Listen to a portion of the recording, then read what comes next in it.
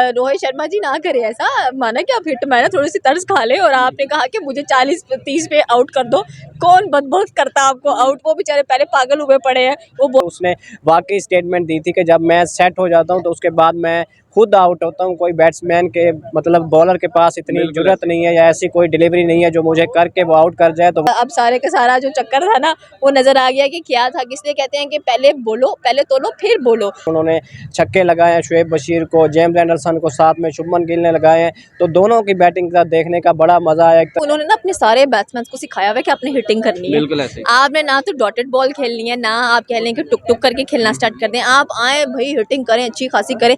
मुझे तो लगता है कभी कभार इनके अंदर ना वेस्ट इंडीज वाला भी जोश आ जाता है। मार्क वुडो जो जितनी स्पीड से बॉल कर रहा था उतनी स्पीड से बॉल जो है वो फिर रोहित शर्मा उसको बाहर फेंक रहे थे। अस्सलाम वालेकुम। वालेकुम अस्सलाम। कैसी हैं आप? मैं ठीक ठाक। मैम जैसे रोहित शर्मा ने पहले ही कहा था कि अंडर 30 अंडर 40 अगर मुझे आउट आप कर लेंगे तो आपके लिए बेहतर है, अगर नहीं तो उसके बाद मैं सरदर्द बनूंगा आपके लिए। तो इंग्लैंड के लिए वाकई वो सरदर्द बने और साथ दिया उनका शुभमन गिल ने। ये तो भाई सही है। एक तो अपना ही घर, अपने ही घर में धमकियों के बाद अपने घर में घुस के उनकी धोतियां खोलना, that is not unfair. Rohit Sharma ji ना करे ऐसा, माना कि आप हिट मारे थोड़ी सी तर्ज खा ले और आपने कहा कि मुझे 40-30 पे आउट कर दो। कौन बदबख्त करता आपको आउट? वो बेचारे पहले पागल हुए पड़े हैं। वो बॉलिंग करा करा के थक गए। आपने आगे से चंगी हिटिंग की और हिटिंग के बाद आप कहाँ पर गए हैं वो भी देखकर इंग्लैंड वाले कहते होंगे धोखा दिया हमें, धोखा दे दिया आज इन्हें हमें। ठीक है, तो मैं समझती हूँ कि आज की जो बैटिंग रही है बहुत कमाल की रही है एंड वेल अप्रिशिएटेड रही है। और आप ना कहें हम भाई, अब तो हम कहते हैं कि बाबू भैया अब सारे का सारा जो चक्कर था ना वो नजर आ गया कि क्या था। किसलिए कहते हैं कि पहले बोलो, पहले तोलो फिर बोलो।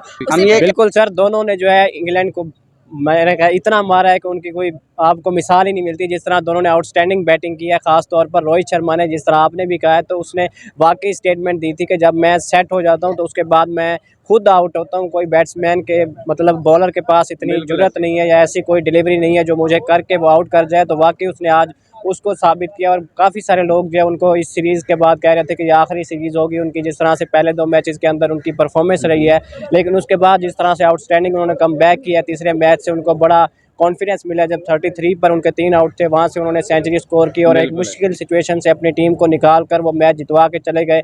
उसके बाद पिछले मैच के अंदर आप देखें जिस तरह से उसने 50 स्कोर किया और सबसे ज़्यादा वहाँ पर इंडिया को ज़रूरत थी। अगर वो 50 ना होती, उसके बाद जैसे वो आउट हुए 4 से 5 खिलाड़ी मेरे ख्याल में इंडिया के आउट हो गए थे। तो वो बहुत इंपॉर्टेंट उनकी इनिंग्स थी। और जिस तरह से आज उन्होंने बैटिंग की है तो आज वाकई उन्होंने कमाल कर दिया। जिस तरह कल आकर उन्होंने जिस तरह का स्टार्ट लिया था, जहां पर वो छोड़ कर गए थे, वहीं से आज दोबारा से स्टार्ट किया। और जिस तरह से आकर उन्होंने छक्के लगाए हैं, शुएब बशीर को, जेम्स एंडरसन को, साथ में शुभमन गिल ने लगाए हैं। तो दोनों की बैटिंग का देखने का बड़ा मज़ा आया। एक तरफ जेम्स एंडरसन को जो है शुभमन गिल छक्के लगा रहे थे, दूसरे ओवर में शुएब बशीर आते थे तो उनको जो है रोहित शर्मा पड़ जाते थे। दोनों ने जो है किसी बॉलर को नहीं छोड़ा। चाहे मार्क वुडो जो जितनी स्पीड से बॉल कर रहा था उतनी स्पीड से बॉल जो है वो फिर रोहित शर्मा उसको बाहर फेंक रहे थे। बिल्कुल, उन्होंने ना माइंड में सोचा होगा, रात को बना लेंगे लंबी लंबी चिट्ठियां लिख रहे होंगे कि भाई जायसवाल को कैसे आउट करना है, कैसे आउट करना। और सुबह उठ के देखा तो भाई ठीक है, जायसवाल ने बहुत अच्छा परफॉर्म किया, उनके भी रिकॉर्ड्स बन गए। ठीक है, जाते जाते भागते चोर की लंगोटी, जाते जाते जायसवाल ने भी कह रहे भागते चोर की लंगोटी पकड़ के रखी, छोड़ ही नहीं है। उसके बाद बेचारों के साथ ऐसा, हम भी जब पेपर में आउट ऑफ क्वेश्चन आ जाते हैं ना सिलेबस से,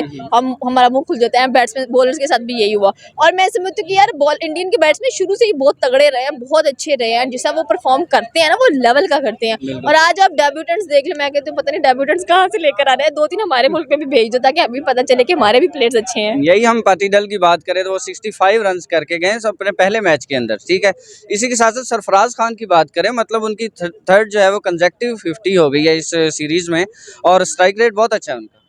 देखिए स्ट्राइक रेट मैं समझती हूँ कि उन्होंने ना अपने सारे बैट्समैन को सिखाया हुआ है कि आपने हिटिंग करनी है। बिल्कुल ऐसे। आपने ना तो डॉटेड बॉल खेलनी है, ना आप कह लें कि टुक टुक करके खेलना स्टार्ट कर दें। आप आए भाई हिटिंग करें, अच्छी खासी करें।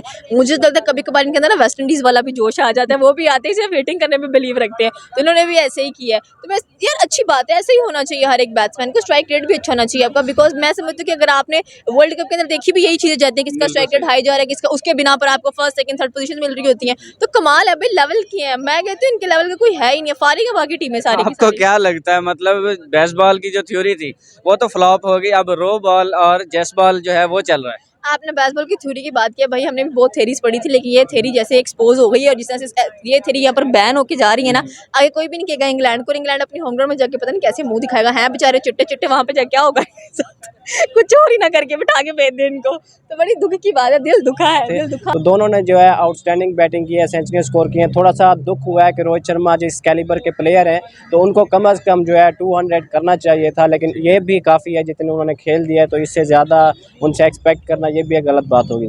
अच्छा, डेब्यूटेंट की अगर बात करें तो पार्टिकल जो है वो 65 रन्स करके गए हैं। इसी सीरीज़ के अंदर डेब्यू हुआ था सरफराज खान का, वो एक और 50 कर गए हैं, मतलब तीसरी कंसेक्टिव 50 उनकी तरफ से भी हो गई। स्ट्राइक रेट बहुत अच्छा है उनका। बिल्कुल सर, जिस तरह से आपके जो सीनियर्स हैं वो खेलते हैं तो फिर आपके जो यंगस्टर्स हैं, नए आने वाले प्लेयर्स हैं, वो भी उनको देखकर उसी तरह से खेलते हैं। जब रोहित शर्मा और शुभमन गिल ने सेंचुरियाँ की हैं तो उनके जो यंगस्टर्स हैं उन्होंने कहा कि हम क्यों पीछे रहे, तो दोनों ने जो है 50 स्कोर की। खास तौर पर बात करते हैं देवदत्त पाडिक्कल की, जिस तरह से आकर पहला मैच था, पहली ही इनिंग्स थी उनकी, लेकिन वो लगा नहीं कि वो पहला मैच खेल रहे हैं। जिस कॉन्फिडेंस के साथ उन्होंने बैटिंग की है, 65 रन की आउटस्टैंडिंग इनिंग्स खेली और अपना पहला ही मैच यादगार बना दिया, तो इसमें हमें उनको भी क्रेडिट देना होगा और इसके साथ रोहित शर्मा को फिर से क्रेडिट देना होगा। जिस तरह से वो कैप्टनसी करते हैं, जिस तरह से अपने यंगस्टर्स को कॉन्फिडेंस देते हैं, तो वो कॉन्फिडेंस वो लेकर अपने ग्राउंड के अंदर आते हैं और जिस तरह से परफॉर्मेंसेस देते हैं, तो इसका जितना देवदत्त को क्रेडिट जाता है उतना ही रोहित शर्मा को जाता है। और साथ में बात करते हैं सरफराज खान की, तो उन्होंने भी अपने आखिरी मैच को फिर से यादगार बनाया।